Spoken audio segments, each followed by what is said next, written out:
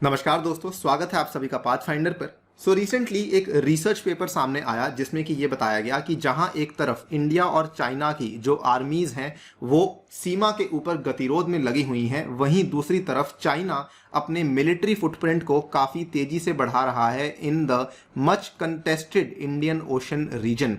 तो इस particular video में हम बात करने वाले हैं कि चाइना का जो मिलिट्री फुटप्रिंट है वो इंडियन ओशन रीजन में कहां पर किस किस तरीके से हमें देखने को मिल जाता है। ऑल्सो डिस्कस करेंगे इसकी जो कॉम्प्लिकेशंस हैं, इसकी जो आगे जाके कॉन्सिक्वेंसेज हैं वो इंडिया के लिए क्या हो सकते हैं, and also we will talk about कि इंडिया की जो यहाँ पर काउंटर स्ट्रैटेजी है वो इस चीज के लिए क्या होने वाली है। चलिए स्टार्ट करते हैं दोस्तों मेरे साथ। मेरा नाम है अनिरुद्ध। इस लेक्चर की पीडीएफ को आप लोग डाउनलोड कर सकते हैं यहाँ पर दिए गए टेलीग्राम चैनल के माध्यम से। ऑल्सो आप लोग मुझसे जुड़ सकते हैं using this particular handle on various social media channels and on the Unacademy app.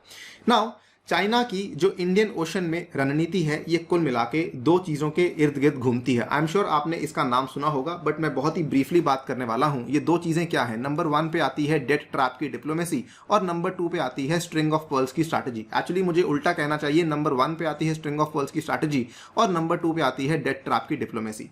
String of pearls की स्ट्रैटेजी आई एम श्योर आपको मालूम होगा। इसमें बेसिकली जो चाइना का आइडिया था वो क्या था कि वो इंडिया को एनसर्कल करने वाली है यूजिंग द वेरियस पोर्ट्स जो कि ये बनाने वाली है। सबसे पहले म्यांमार, उसके बाद यहाँ पर आपका Bangladesh, then over here Sri Lanka, then यहाँ पर मालदीव्स और उसके बाद Pakistan, then even going up to African countries. इस तरीके से इंडिया को ये घेरा जाएगा। ये आप देख सकते हैं, एक रफ सा हमने स्कीमेटिक आपके सामने शो किया है।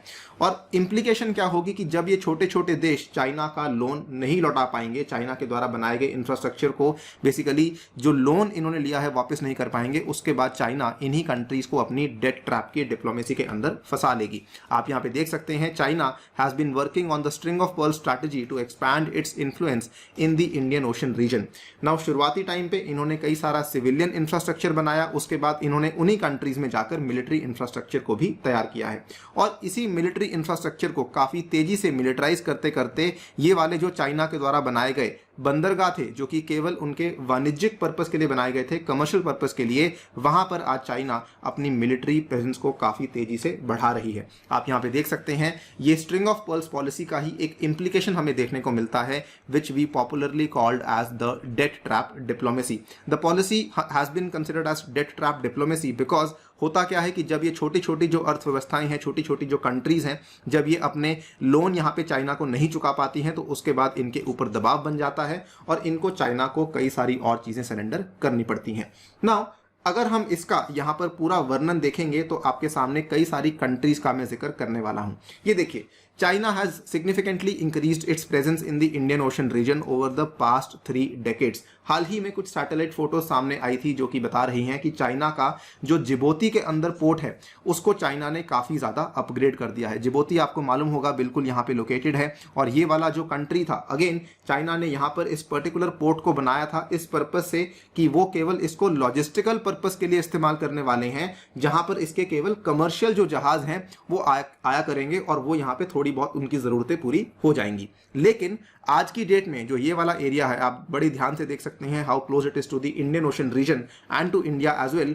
जो ये वाला एरिया है इसको इतना ज्यादा अपग्रेड कर दिया गया है कि अब ये एक फुल फ्लेजेड नेवल बेस बन चुका है जिसके ऊपर 1120 फीट का पियर है और जिसके साथ ही में ये चाइना के जो लड़ाकू जहाज हैं उनको भी यहां पर बर्दिंग दे सकता है। यानी कि ये काफी बड़े लेवल का आपका एक पोर्ट बन चुका है in the country of Djibouti. यहां तक ये भी कहा गया है कि जो लाइनिंग एयरक्राफ्ट कैरियर है जो कि चाइना का सबसे प्रमुख एयरक्राफ्ट कैरियर है, जिसका चित्र आप यहां पे देख सकते हैं, इसको भी वहां पर जाकर बर्थ मिल सकती है। अगेन ध्यान दीजिएगा, यहां पर 2017 में इसको जब बनाया गया था it was setup as a logistic support unit, लेकिन आज इसको चाइना अपने मिलिट्री पर्पज के लिए इस्तेमाल कर रही है। और इसका अगर आप पूरा का पूरा जो आउटले है उसको देखेंगे तो आपको देखने में लगेगा कि चाइना ने ऑलमोस्ट इसको एक मॉडर्न किले की तरह बनाया है, एक तरीके से दिखाते हुए कि हमारी जो इंटेंशंस हैं वो टोटली यहां पर मिलिट्री इंटेंशंस हैं। इसके बाद ऑब्वियसली आप जानते हैं चाइना का जो एंगेजमेंट है पाकिस्तान के साथ, वहां पर जिस तरीके से ग्वादार को बनाया जा रहा है वो भी हम जानते हैं कि चाइना पाकिस्तान इकोनॉमिक कॉरिडोर के तहत, सीपेक के तहत ग्वादार को बनाया जा रहा है। लेकिन इसको लेकर भी कई सारी सैटेलाइट इमेजेस सामने आई हैं कि वहां पर ग्वादार में भी एक फोर्टिफाइड कॉम्प्लेक्स को बनाया जा रहा है जहां पर एंटी व्हीकल स्पाइक्स देखने को मिलती हैं, सिक्योरिटी फेंसेस देखने को मिलती हैं और एक ऊंची दीवार भी देखने को मिलती है। ये पूरा का पूरा जो कॉम्प्लेक्स है it has been surrounded by unusually high security apparatus. Status. आप यहाँ पे देख सकते हैं ये वाली खबर भी सामने आई थी कि चाइना ग्वादार पोर्ट के पास में एक न्यूक्लियर सबमरीन को डिप्लॉय करना चाहती है in the south western Pakistan. और आप खुद अंदाजा लगाइए कि उस एरिया में अगर एक न्यूक्लियर सबमरीन को डिप्लॉय किया जाएगा वो कितना नजदीक इंडिया के हो जाएगा। नाउ तीसरी कंट्री जो कि यहाँ पे सामने आती है that is the artificial island इन मालदीव्स। तो मालदीव्स की छोटी सी कंट्री के अंदर चाइना ने जनवरी 2018 में एक कंस्ट्रक्शन को शुरू किया था और फरवरी 2020 की ये जो इमेजेस सामने आई हैं ये बताती हैं कि किस तरीके से चाइना ने लगभग 60,000 स्क्वायर किलोमीटर ऑफ लैंड को रिक्लेम किया है, यानी कि उसको सही किया है, उसकी फेस लिफ्टिंग करी है इस पर्टिकुलर आइलैंड की जिसका नाम है फेधू फिनहोलू आइलैंड इन मालदीव्स। आप यहाँ पे देख सकते हैं India is worried because China में be constructing a South China sea like artificial island in the Maldives. आप यहाँ पे देख भी सकते हैं इसके जो चित्र सामने आए हैं 2018 की ये वाली फोटो है, यहाँ पर कुछ नहीं बना हुआ था, लेकिन उसके बाद ये वाला पूरा का पूरा इन्होंने लैंड है जिसको कि रिक्लेम किया है और इस रिक्लेम लैंड के ऊपर चाइना ने अपना एक मॉडर्न मिलिट्री बेस आगे जाके बनाने की बात भी करी है। तो पहले ये एक तरीके से सिविलियन इंफ्रास्ट्रक्चर बनाते हैं, जब वो कंट्री इनके लोन के अंदर आके दब जाती है उसके बाद अपनी डेट ट्रैप की डिप्लोमेसी का इस्तेमाल करते हुए उसकी कई सारी सोवरन पावर्स को हथियाने की कोशिश करते हैं। नॉट ओनली जस्ट आपकी मालदीव्स, उसके बाद एक और कंट्री है जो कि इंडिया का पड़ोसी देश भी है दैट इज बांग्लादेश, जहां पर आप देख सकते हैं again Chinese submarine base in Bangladesh is Cox's Bazar. तो आपको जान के काफी हैरानी होगी कि ये वाला जो बेस है बांग्लादेश का कॉक्स बाजार, यहां पर भी चाइना के पास विजिटिंग राइट्स दी जा चुकी हैं, विच मीन्स कि China will have the right to dock its submarines near the eastern coast of India. और ये सीधा सीधा जो हमारा ईस्टर्न कमांड है इंडियन नेवी का उसके ऊपर काफी बड़ा खतरा बन सकता है। आप देख सकते हैं ये वाला इस तरीके से ईस्टर्न कमांड बनता है, ये आपका यहां पर कहीं कॉक्स बाजार पड़ता है, तो ये ईस्टर्न कमांड के ऊपर एक सीधा थ्रेट बन सकता है। आप यहां पे देख सकते हैं इस कंपनी जो इसको कॉन्ट्रैक्ट दिया गया है that is company called as Power Tech Technology Inc has been contracted to construct a permanent submarine base in the Bangladesh Cox's Bazar. तो ये आपकी कई सारी कंट्रीज हैं जहां पर चाइना अपने मिलिट्री फुटप्रिंट को सीधा सीधा बढ़ा रही है।